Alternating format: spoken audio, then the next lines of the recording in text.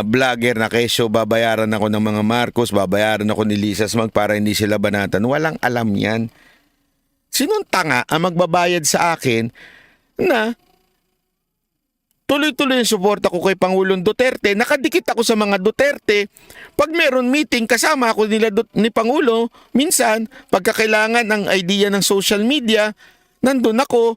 Tapos pagka sa KOJC, nandun din ako. SMNI, nandun din ako. Tapos kukunin ako ni Lisa Smags, babayaran niya ako. Akala ko ba, ito isipin yun, logic niya akala ko ba galit si Lisa Smags kay Duterte? Bakit ko kinakampihan si Duterte?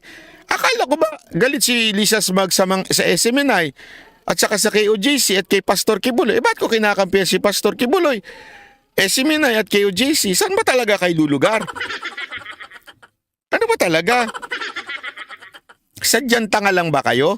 O sadyang nasaktan lang kayo dahil pinupuna ko si Maharlika?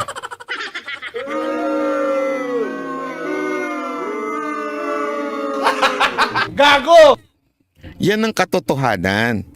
Ulitin ko walang kinalaman si Maharlika, pero yung mga tangang followers niyan sumasalsal nito. Masakit ba? Nasaktan kasi kayo. Dahil sinasabihan ko kayong uto-uto at panatiko. Ngayon, sa pagiging panatiko nyo at emosyonal at pikon na kayo, hindi na kayo nag-iisip. Gets nyo?